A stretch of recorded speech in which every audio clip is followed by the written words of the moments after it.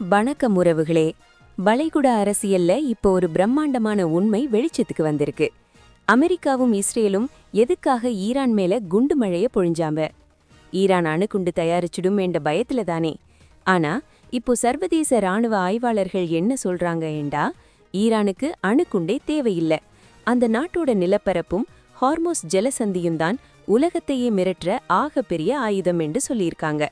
ஈரானின் இராணுவ தளபதிகள் கொல்லப்பட்டாலும், அவங்கள பிரம்மாண்டமான கப்பல்கள் மூழ்கடிக்கப்பட்டாலும், இன்னும் 40% ட்ரோன்களும் 60% ஏவுகணை லான்ச்சர்களும் குகைகளுக்குள்ள பத்திரமாயிருக்கு என்ற தகவல் இப்ப அமெரிக்காவை அதிர வச்சிருக்கு.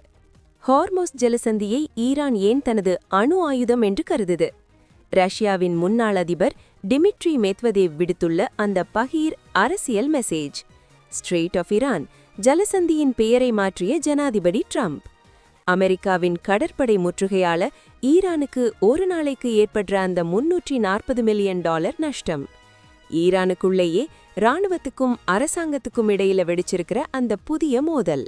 சர்வதேச அரசியலின் பின்னணியில் அமைந்த இந்த சிறந்த ஆய்வை தெரிந்து கொள்ள செய்தியை இறுதி வரை முழுமையாக பாருங்கள். வீடுகளை விற்க, வாங்க, பராமரிக்க அல்லது காணியை வாங்கி புதிய வீடினை கட்ட, உங்கள் கனவுகளை நனவாக்க நீங்கள் ஜெஃப்லாண்டுடன் இணையுங்கள். உறவுகளே, வளைகுடா போர்க்களத்துல இப்போ ஒரு மிகப்பெரிய ராஜதந்திர விவாதம் போய்கொண்டிருக்கு. அமெரிக்காவும் இஸ்ரேலும் ஈரான் மேல தாக்குதல் நடத்தினப்போ ஈரானின் அணுசக்தி திட்டத்தை முடக்கிறது தான் அவங்களோட ஒரே நோக்கமா இருந்தது. ஆனா இப்போ நிஜம் என்னவெண்டா, ஈரானின் புவியியல் அமைப்பு தான் அமெரிக்காவுக்கு பெரிய அச்சுறுத்தலா மாறியிருக்கு. உலகத்துல வார 20% கச்சா எண்ணெய் இந்த ஹார்மோஸ் ஜலசந்தி வழியா தான் போகுது.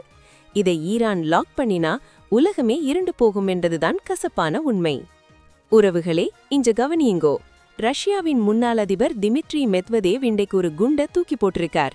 வாஷிங்டனுக்கும் டெக்ரானுக்கும் இடையில பேச்சுவார்த்தை எப்படி போனாலும் சரி, ஒரு விஷயம் மட்டும் உறுதி: ஈரான் ஏற்கனவே தனது அணு ஆயுதத்தை சோதிச்சு பார்த்துட்டுது. அந்த ஆயுதத்தோட பேர்தான் ஹார்மோஸ் ஜலசந்தி என்று அவர் சொல்லியிருக்கார். இதோட பலம் அளவிட முடியாதது என்று அவர் சொல்றது அமெரிக்காவுக்கு விடுக்கப்பட்ட ஒரு மறைமுக எச்சரிக்கை. அரசியல் ஆய்வாளர்களின் கணிப்புப்படி பார்த்தா, இவ்வளவு குண்டுவீச்சுகளுக்கு பிறகும் ஈரான் கிட்ட இன்னும் 40% தாக்குதல் ட்ரோன்களும் 60% ஏவுகணை ஏவுதளங்களும் பத்திரமாயிருக்கு என்று அமெரிக்க உளவுத்துறை சொல்லுது. ஈரான் இப்போ பாறை குகைகளுக்குள்ள இருந்தும் புதைக்கப்பட்ட பதுங்கு குழிகளிலிருந்தும் சுமார் 100க்கும் மேற்பட்ட ஏவுகணை தளங்களை தோண்டி எடுத்து தயாரா வச்சிருக்காங்களாம். ஒருவேளை யுத்தம் மீண்டும் தொடங்கினா ஜலசந்தியை பணைய கைதியா வைத்து உலக பொருளாதாரத்தையே ஈரான் மிரட்டும் என்றதுதான் இதுல இருக்கிற த்ரில்லிங் விஷயம். உறவுகளே, ஜனாதிபதி ட்ரம்ப் நேற்று போட்ட ஒரு பதிவுல ஜலசந்தியை ஸ்ட்ரெய்ட் ஆஃப் இரான் என்று தமாஷா பெயரிட்டிருக்கார். ஆனா நிஜ நிலவரம் ரொம்பவே மோசமாயிருக்கு. அமெரிக்காவின் கடற்படை முற்றுகையால ஈரானுக்கு ஒரு நாளைக்கு சுமார் $340 மில்லியன் நஷ்டம் ஏற்படுது. ஈரானின் பொருளாதாரத்துல 90% இந்த கடல் வர்த்தகத்தை தான் நம்பியிருக்கு. இதை ட்ரம்ப் முற்றுமுழுதா முடக்கி வச்சிருக்கார். உறவுகளே, இதுல ஒரு சுவாரஸ்யமான விஷயம் என்னவேண்டா, ஈரானுக்குள்ளேயே இப்போ 2 பிரிவா பிரிஞ்சு நிற்கிறாங்க. ஈரானிய வெளியுறவு அமைச்சகம் ஜலசந்தி திறந்திருக்கு என்று சொல்ல, அந்த நாட்டு புரட்சிகர காவல்படை இல்லை, மூடித்தான் இருக்கு என்று சொல்றாங்க. பேச்சுவார்த்தை மேசையில ஒருத்தரும் போர்க்களத்துல ஒருத்தரும் நிற்கிறது வளைகுடா யுத்தத்தை ஒரு பெரிய குழப்பத்துக்குள்ள தள்ளியிருக்கு. சர்வதேச ஊடகங்கள் கூறுவதுபடி இந்த யுத்தம் இப்போ ஆட்சி மாற்றத்திற்கான யுத்தமா மாறிடுது. ஈரானின் உச்ச தலைவர் கொல்லப்பட்ட பிறகு ஈரான் தனது கௌரவத்தை விட்டுக் கொடுக்காம இருக்க போராடுது. ஹார்மோஸ் ஜலசந்தி என்றது ஈரானின் கைவசம் இருக்கிற கடைசி ஆயுதம். இதை வைத்து அவங்கள் அமெரிக்காவை மண்டியிட வைப்பார்களா அல்லது ட்ரம்ப் ஜலசந்தியை பறிப்பாரா என்றதுதான் இப்போ இருக்கிற பிரம்மாண்டமான கேள்வி. வளைகுடா போர்க்களத்தில இருந்து வார ஒவ்வொரு திருப்பங்களையும் நாங்கள் உடனுக்குடன் உங்களுக்கு தருவோம்.